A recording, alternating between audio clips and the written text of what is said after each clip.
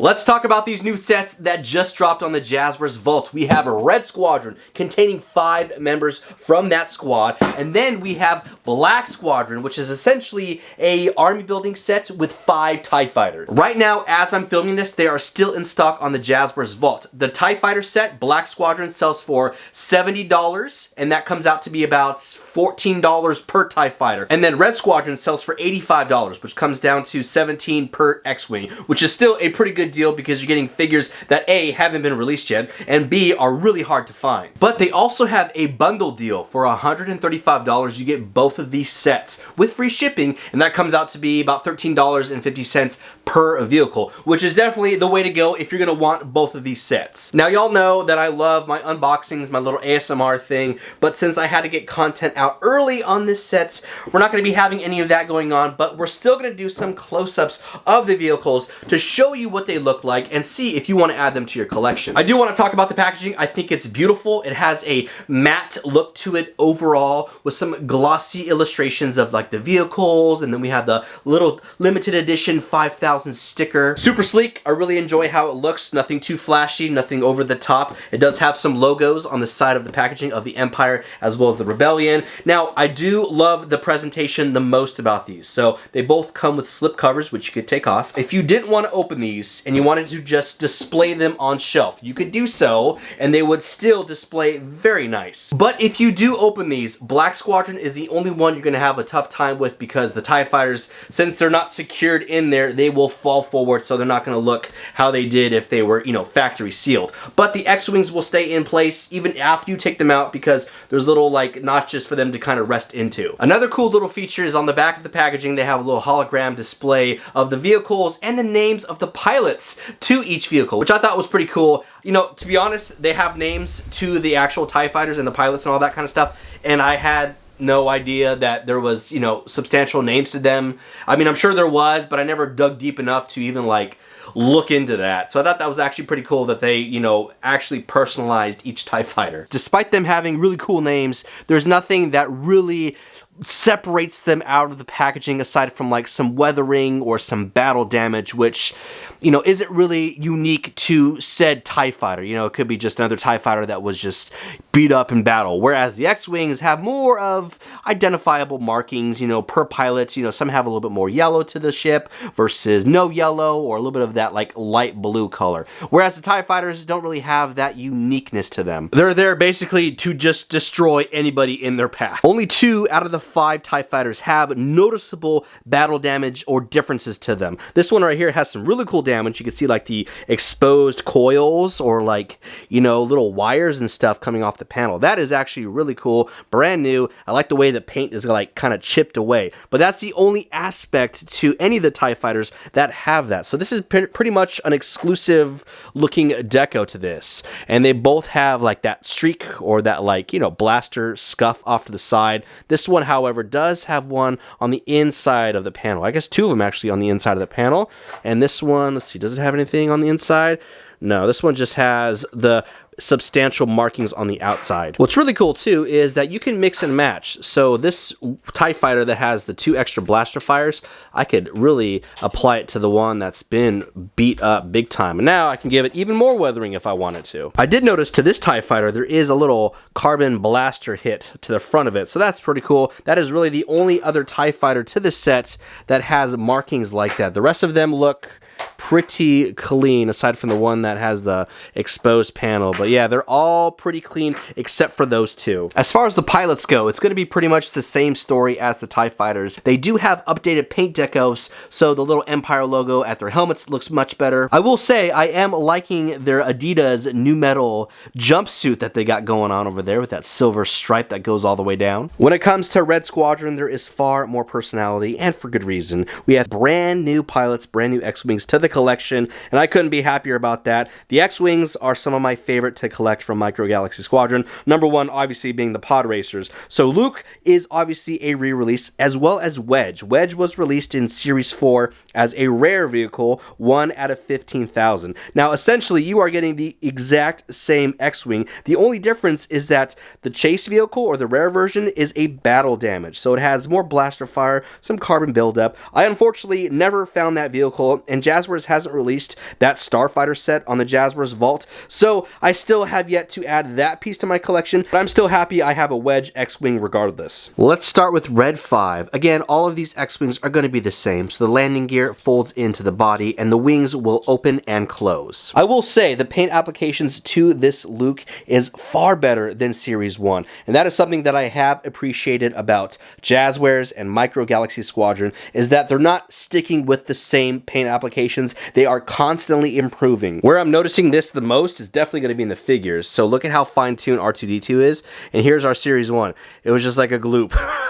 Just like a little dot of paint right there. So they've definitely come a long way, and I'm very happy that they're continuing to grow and expand and make these figures look even better. Let's move into Red Leader, Garvin Dries, and R5K6. Things that I'm noticing about his X-Wing: there is carbon buildup right here at the nose. There is more of a straight, solid red line right there. We have some more little blaster effects right there. There is more of a light blue tone to his X-Wing. So a lot more of that going on rather than like the yellow look to it. I can see that that light blue is applied to the tops of the engine, the top of the cockpit, as well as like the laser cannons right there. You can faintly see it, but it is on all four. And there is some orange paint to the back of the engines to give the effect that it is, on and flying through the galaxy. One thing that I love about this line is that they don't neglect the undersides of the vehicle. So you can see there's still paint applications applied to the wings, like the base of the body and also the back over here as well. Unfortunately, these do have some screws that are noticeable. They obviously fine-tuned their sculpting as the line progressed, but since this is such a killer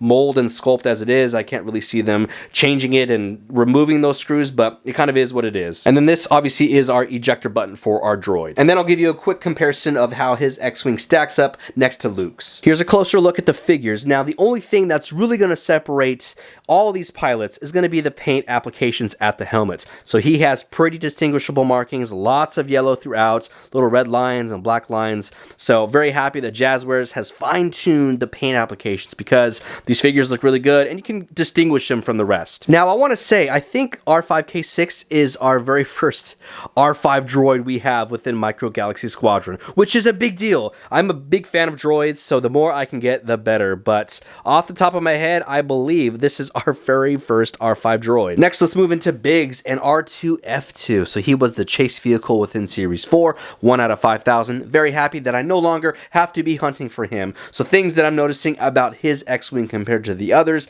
is he has some blaster fire here at the top of the left wing. Now, his accents or his paint details has more of a yellow and like a greenish tone to it. So you can see more of the yellow coming here at the nose, as well as like the right side of the wing right here. But that green detail is here at the engines. You can see all four quadrants there, and then also the back behind where the droid sits. You can see also at the bottom portion of the laser cannons, he has a little yellow trim there as well. He has more paint applications to the side of the vehicle with some weathering throughout. Now underneath, you can see more of the green details, and he has actually some light blue at the bottom engines as well. Now, Biggs has one of the more standout helmets within Star Wars. It's super iconic, the little checkered pattern, and you can see it is represented here very well. You can see the lines, nice, crisp, and clean. As far as his droid goes, it is a light gray with some white trim throughout. Now, I don't know if there's any substantial differences between his X-Wing and the actual chase. That was in Series 4, so if anybody has that vehicle, comment down below and let us know if there is any actual changes. Let's keep that Series 4 train rolling with Wedge Antilles, our beloved Wedge.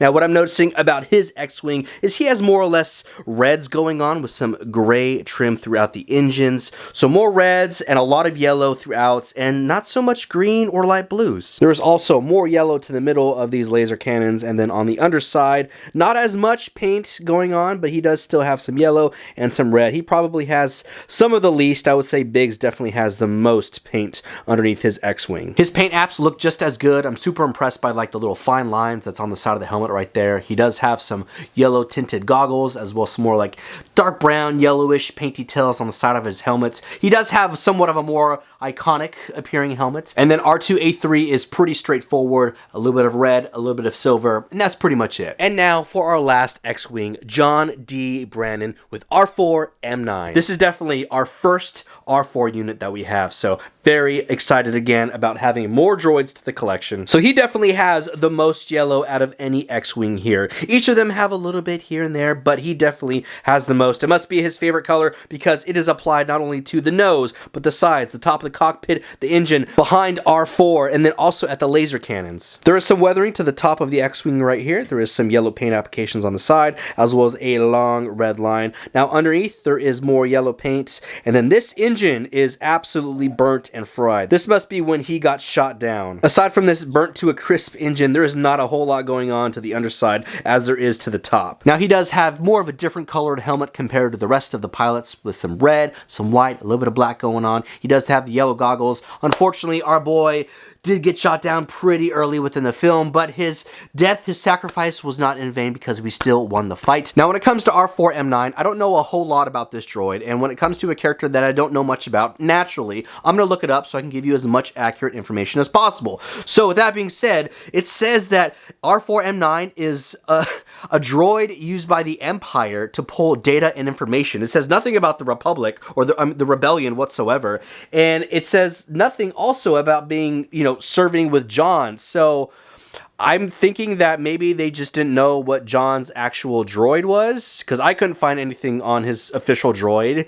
and they probably just gave us R4 just to give us a droid. Now, if I did miss something about this droid or John's droid, then please comment down below, but it seems like they did just give us a droid to fill in there, and I'm not upset about that whatsoever, because when else would we get R4M9? You know, it's not a droid that I'm super familiar with, but like, when else would we get this figure, you know? So I'll still take that as a win. Alright, that's all I got for you with this video. Now, I love sets like this. I hope Jazwares continues to put these out, because you have A, your army building set, and then B, you have more of like your character building set. Black Squadron is great. If you have 0 TIE fighters, or maybe just like 1 or 2, then it's definitely a must-have. You're getting 5 great vehicles, 2 of which have some good battle damage, and the paint applications look really clean. But if you already have a fleet of TIE fighters, then I can see how this may not really appeal to you. And that's totally fine. Now, when it comes to Red Squadron, that is definitely a must-have. You're getting 2 new characters that haven't been released yet within Micro Galaxy Squadron. You're also getting a rare and a chase vehicle, which were previously released within Series 4. And you're getting an updated Luke Skywalker X-Wing. The price is also really good for this set if you were buying it alone. It's at $17 and some change, so a little over retail when it comes down to it. Again, these could be found at the Jazwares Vault. I will post all these links in the description below. That way you can look through them and see which one works the best for your collection.